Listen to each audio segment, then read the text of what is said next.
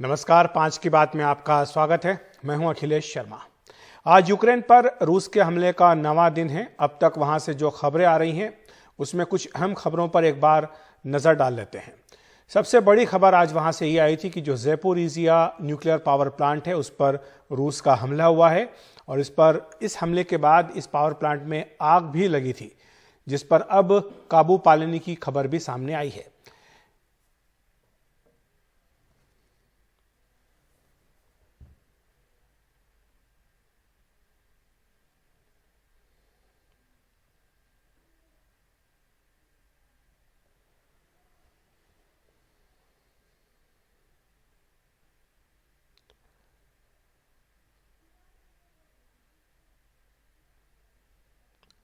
और वहीं रूस यूक्रेन वार्ता का दूसरा दौर खत्म हुआ। इसमें नागरिकों को सुरक्षित निकालने पर सहमति बनी है। साथ ही यह सहमति भी बनी है कि रूस और यूक्रेन दोनों ही देशों के बीच तीसरे दौर की बातचीत भी होगी।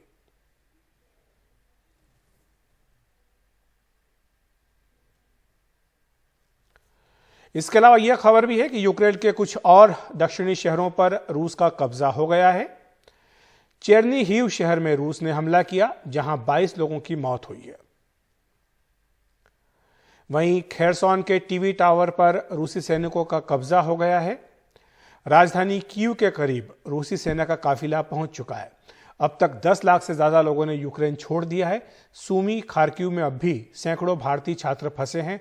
17,000 भारतीय अभी तक निकाले गए हैं। 7,000 अब भी फंसे हैं। चलेंगे हमारे सहयोगी कादम्नी शर्मा के पास, जो इस समय यूक्रेन पोलैंड बॉर्डर पर हैं। कादम्नी, अभी वहां पर क्या हालात है? क्योंकि अब सबसे ज्यादा जो दिक्कतें हैं और जो शिकायतें हैं वो सूमी से आ रही हैं। सूमी जो काफी दूर है यहाँ से, करीब 1,500 किलोमीटर दूर, वहां बड़ी संख्या में भारतीय छात्र फंसे हैं। कई तरह की दिक्कतों का सामना उन्हें करना पड़ रहा है।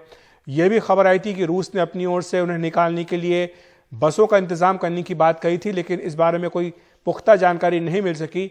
अभी उन्हें लेकर क्या स्थिति है? विदेश मंत्रालय आपको क्या बता रहा है? अखिलेश, सबसे पहले तो मैं आपको बताऊं कि मैं यहाँ पर जो बॉर्डर का जो शहर है जहाँ को वहां पर मौजूद हूँ और वहां के एयरपोर्ट पर मौजूद हूँ। मेरे साथ कुछ लड़कियां भी हैं। आप पीछे अगर देखेंगे तो ये चेक इन काउंटर है पीछे, जहाँ पर सभी अब जो भारतीय छात्र हैं वो मौजूद हैं, जा रहे हैं यहाँ से। और हमारे साथ कर्नाटक की एक स्टूडेंट हैं जो कि यूक्रेन में पढ़ रही थी, खार्किव से वापस आई हैं। What is your name? नाम क्या आपका? Myself, Preeti Nadgoda. I'm from Kharkiv. Yesterday itself I crossed the Poland border. और अभी मैं इमिग्रेशन करके इंडिया जा रही हूँ। It was extremely literally situation बहुत ही ज़्यादा worst हो रहा था, so it was very scary and we've been waiting for the embassy, especially Kharkiv students. But I don't know whether the situation was impossible or what exactly happened, but we weren't. मतलब हमें जो चाहिए, आप ये कह रही हैं? हाँ, जो what we were expecting we didn't get, so we took it on our own risk and we somehow managed to escape and God is great. आपके चलकर पहुंचे? हाँ, रेलवे स्टेशन तक चल के आए, फिर उधर भी बॉम्बिंग हो रही थी, कैसे भी करके भाग के फिर ट्रेन में भी चढ़ने के लिए नहीं जाने दे रहे थे यूक्रेनियन लोग, पर गर्ल्स को थोड़ा प्रेफरेंस मिला, इसलिए लड़कियां चढ़ पाए और लड़के नहीं चढ़ पाए। तो अभी और भी वहाँ पर कई सारे स्टूडेंट्स हैं। Yeah, I heard some of my friends are stuck. I don't know what's happening with them, but like we were crossing the borders, even we didn't had connection, so we should check on them. बहुत सारे अभी भी उधर। Yeah, when we were there, it was extreme. I can't even imagine. Relief feel हो रहा है? आप जा रहे हैं? हाँ, रिलीफ भी, और मेरे जो फ्रेंड्स स्टक हुए हैं उनके लिए भी बहुत ज्यादा टेंशन हो रही है। चलिए, all the best to you. Thank you. तो अखिलेश, यहाँ पर आप जैसा देख रहे हैं कि हम यहाँ पर जहाँ खड़े हैं वो एयरपोर्ट है यहाँ पर, और छात्र जो है वो बार बार बता रहे हैं कि बाकी सभी जगहों पर हालात काफी सीरियस हैं। ये वो लोग हैं जो 20 मिनट 25 मिनट के पहले जो है वो निकल के यहाँ पर कल भी पहुंचे थे जब हमारी उनसे बात हुई। उसके बाद अभी यहाँ पर एयरपोर्ट पर काफी 3 बसों में यहाँ पर लाया गया। स्टूडेंट्स करीब 750,000 के करीब यहाँ पर होटल में रखे गए हैं और जैसे जैसे वो आते जाते हैं वैसे वैसे उनको हर दिन की फ्लाइट के साथ निकाला जाता है। आज 3 फ्लाइट्स हैं जैसा आपने भी दिखाया और जैसे स्टूडेंट्स हमको यहाँ पर लगातार बता रहे हैं।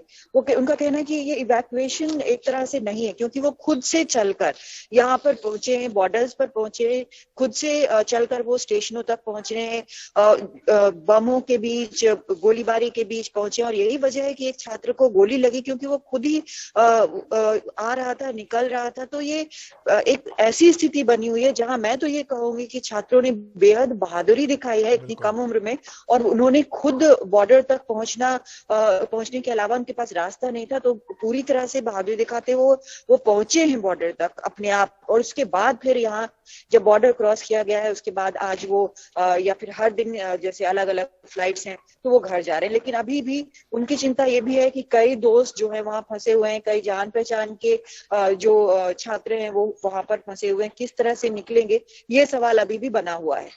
बिल्कुल कादम्बनी, जैसा आप बता रही हैं कि काफ़ी बहादुरी का परिचय इन छात्रों ने दिया है क्योंकि बिना किसी सहायता के, बिना किसी साधन के इतने खराब मौसम में वो पैदल चल करके वहाँ पहुँचे। और जैसा आपने बताया कि उन्हें इस बात की चिंता है कि उनके कई साथी अब भी फंसे हुए हैं। सुमी का हम जिक्र कर रहे थे कि सुमी जो शहर है वहाँ पर बड़ी संख्या में भारतीय छात्र अब भी हैं। सुमी में फंसी ऐसी मेडिकल छात्रा मासूमा अख्तर हमारे साथ जुड़ गई हैं, उनके साथ उनकी कुछ और भी सहेलियाँ हैं। मासूमा, आप बताइए, कुछ देर पहले आपके सहयोगी से हमारी बात हो रही थी, उन्होंने बताया था कि काफ़ी दिक्कतें हैं, पीने का पानी खत्म हो गया था, वहाँ पर पाइपलाइन जो है वो तोड़ दी गई थी। तो अब वहाँ पर आप किस तरह के हालात का सामना कर रहे हैं?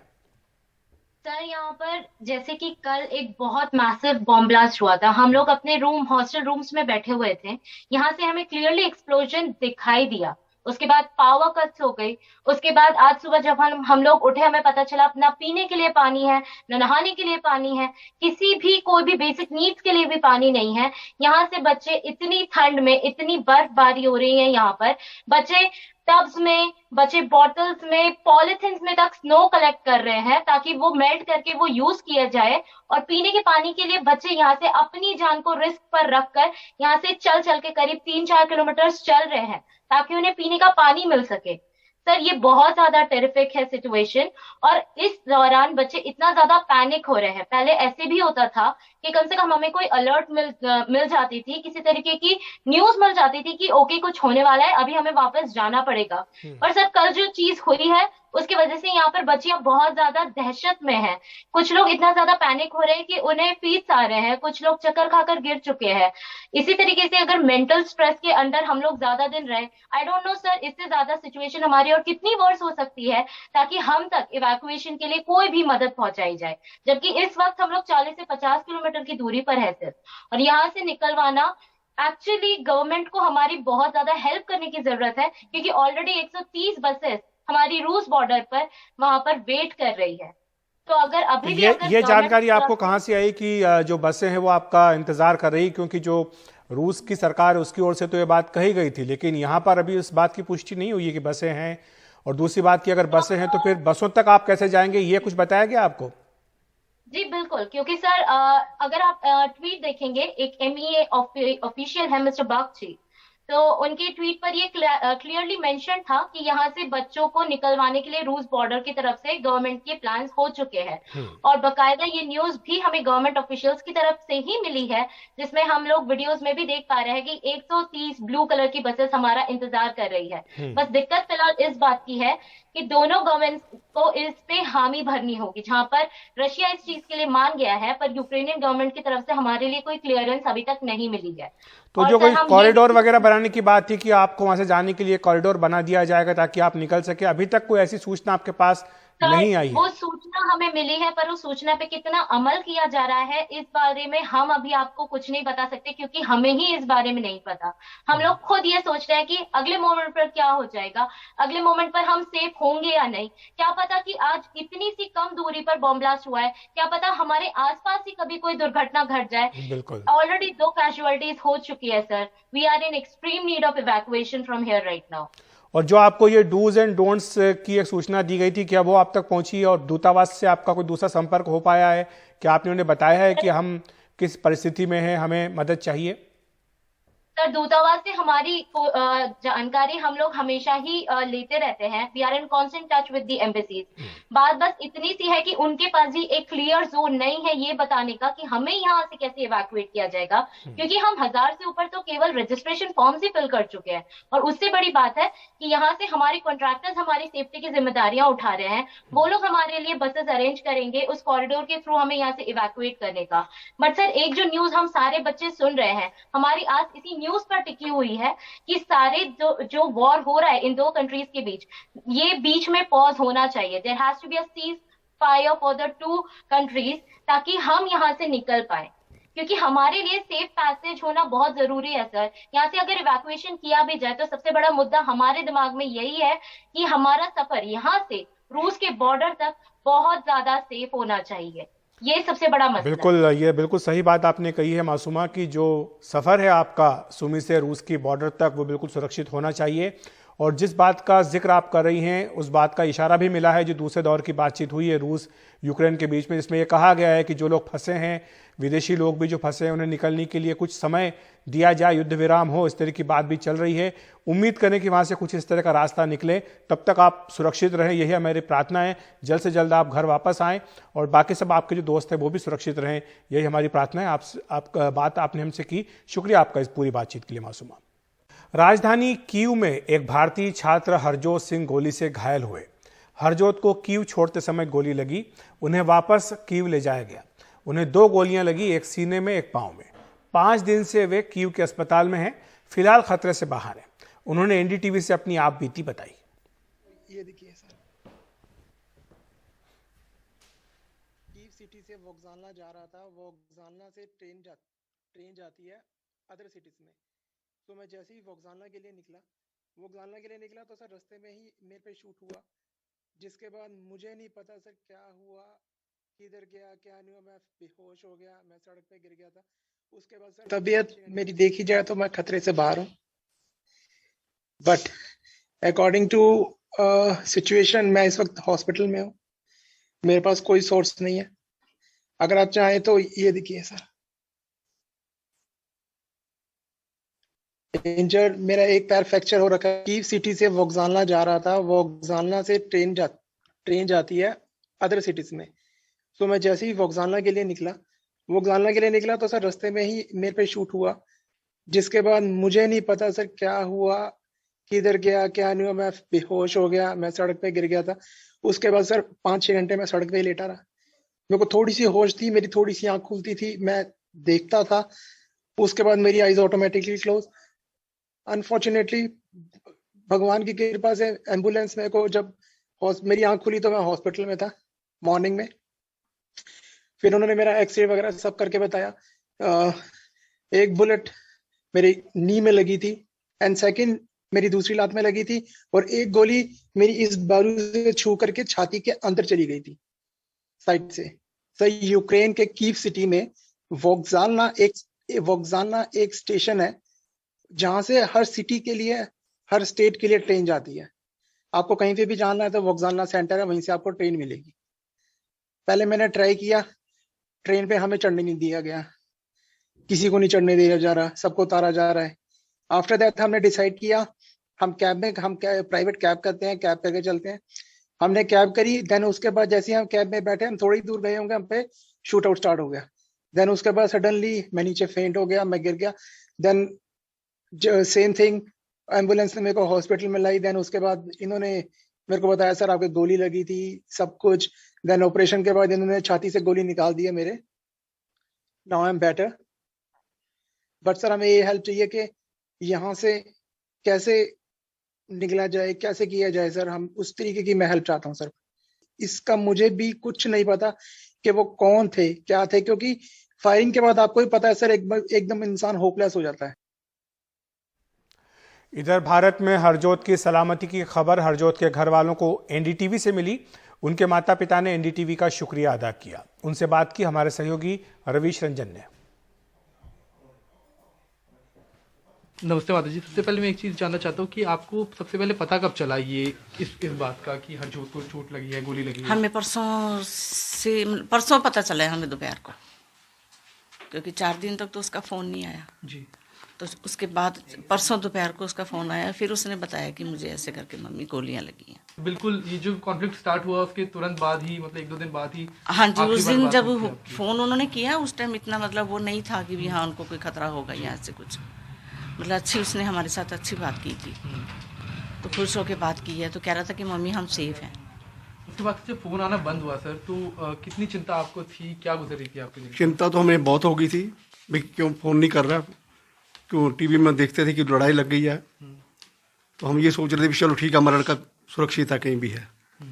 बहुत चिंता थी, हम तो सारा दिन रात के 1-1 बजे तक टीवी लगा के बैठते थे, NDTV लगाना और उसमें रिपोर्ट देखते रहते थे भाई क्या हो रहा, पल पल की हमें खबर मिलती थी। तो हम काफ़ी परेशान थे, पर जब बेटे का फ़ोन आया तो पता लगा कि क्यों नहीं उसने फ़ोन किया हमारे। तो ये किस जगह पर हुआ, ऐसा कुछ बताया उन्होंने कि कहाँ पर हुआ, ये गोली कहाँ लगी, मतलब गाड़ी में थे, कहाँ थे?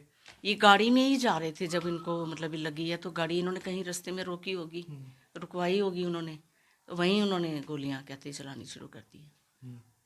तो वहीं पे कहीं हुआ। तो ये तो फिर बेहोश, हाँ इनके साथ उनका मालिक भी था, उसको भी लगी हैं गोलियां, फॉरनर ही थे वो। ओके। हाँ जी। तो हरजोत पढ़ाई कर रहा था, अभी क्या करता है? वो BSc करके यहाँ से जी।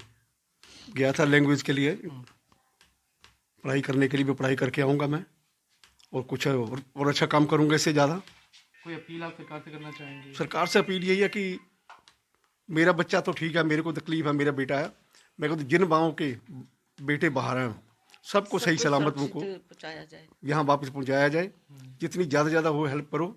मेरी रिक्वेस्ट भी ये है कि बड़ा बड़ा शुक्रिया अदा करता हूँ NDTV का, जिसने इतना बड़ा काम किया कि मेरे बेटे को वहाँ 4 दिन बेहोश पड़ा रहा, और सारे ये दिखाते हैं ये न्यूज़ वाला चल रहा है, वो न्यूज़ चल रहा है, किसी ने कुछ नहीं किया। NDTV का मैं शुक्रिया अदा करता हूँ जिन्होंने मेरे बेटे का लाइव इंटरव्यू लिया और सब लोगों को पता लगा भाई क्या तकलीफ़ हुई है। तो मैं बहुत शुक्रिया करता हूँ, और NDTV वालों का भी शुक्रिया दोबारा फिर मैं करता हूँ जो मेरे घर आए, घर आके मेरा भी उन्होंने दुख सुना। कोई यहाँ के लोकल अथॉरिटीज, उनकी तरफ से कोई मदद आपको यहाँ? कोई मदद कुछ नहीं, वो तो कहते हैं हमें सिर्फ अपना बायोडाटा दे दो, बायोडाटा दे दो, हम आगे लेके जाएंगे MP साहब के पास जाएंगे, MP साहब जो है लेकर के फिर वहाँ जाएंगे, मीनाक्षी लेखी जी के पास जाएंगे, मीनाक्षी लेखी जी लेकर के फिर आगे बात करेंगे, फिर उसके बाद में फिर देखेंगे, फिर हरदेवपुरी जी को बोलेंगे, उसको बोलेंगे, फिर आपके बच्चे का फिर बाद में देखेंगे। लेकिन कुछ अभी कुछ नहीं, बस यही दे दो, कागज दे दो, बैठ जाओ आकर के। टीवी में बच्चे से बात करते हुए देखा, उसको बोलते हुए देखा, तो थोड़ा मन को लगा कि भी हाँ थोड़ी शांति आपको, भी मतलब बच्चा सेफ है हमारा, बस जल्दी से जल्दी इवैक्यूएशन हाँ, हो बस। जाए बच्चे का। बस वो अपने पैर पे खड़ा हो जाए। तो अभी वो चल फिर नहीं सक रहा ना, अभी उसके दर्द है काफी। उत्तर प्रदेश में 7वें और आखिरी दौर का मतदान 7 तारीख को होना है। 2017 में जौनपुर की 9 सीटों में से 5 सीटें बीजेपी ने जीती थी। जौनपुर के लोगों के लिए इस बार चुनावी मुद्दे क्या हैं, ये जानने की कोशिश की हमारे सहयोगी सौरभ शुक्ला ने।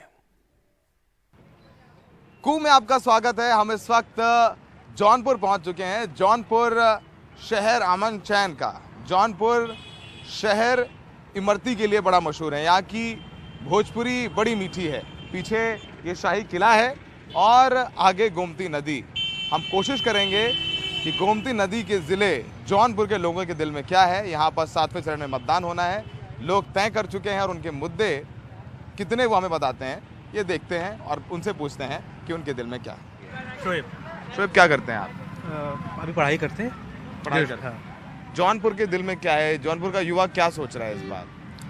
सपा चल रही है, अखिलेश चल रहे हैं। मुद्दे क्या हैं? मुद्दे हैं क्या नाम, महंगाई है, महंगाई, पेट्रोल है, मुद्दे, ये सारे मुद्दे हमारे हैं। क्या मुद्दे हैं, क्या चाहते हैं बेहतर हो आपके लिए?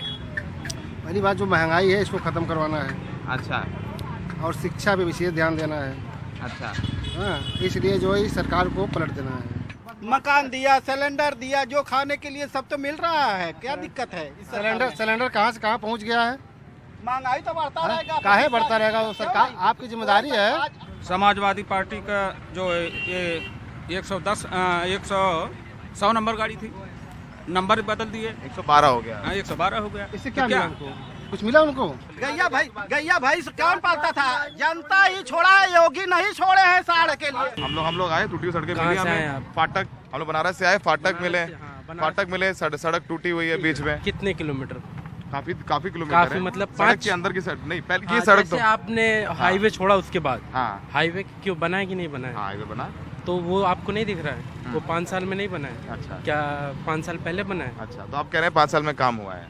ऑब्वियसली। विप्लेश सोनी नाम है मेरा। किस सरकार में 22 घंटे लाइट मिली है और किस सरकार में इतनी मकान बनी है? मोदी जी के, और कोई सरकार नहीं है। तो मोदी जी अच्छे लगे आपको? मोदी जी हर तरह से अच्छे हैं। अरे हिंदुस्तान छोड़िए, पूरा विश्व सलाम उनको कर रहा है।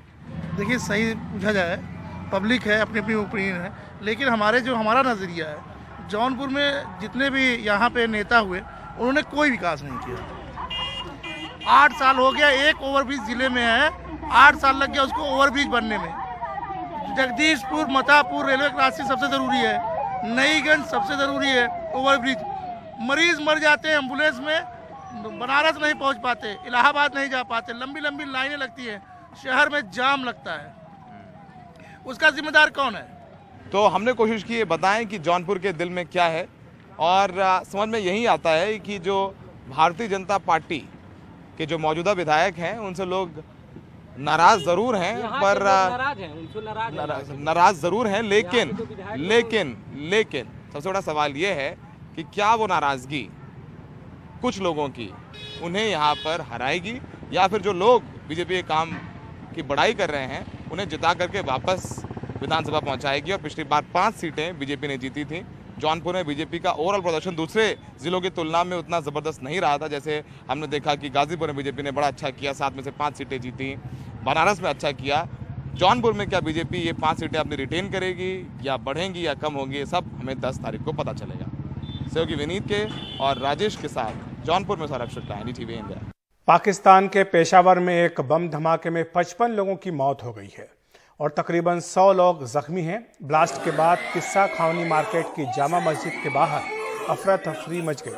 एम्बुलेंस गाड़ियां सकरी गलियों से खून से लथपथ लोगों को अस्पताल ले जाती नजर आई।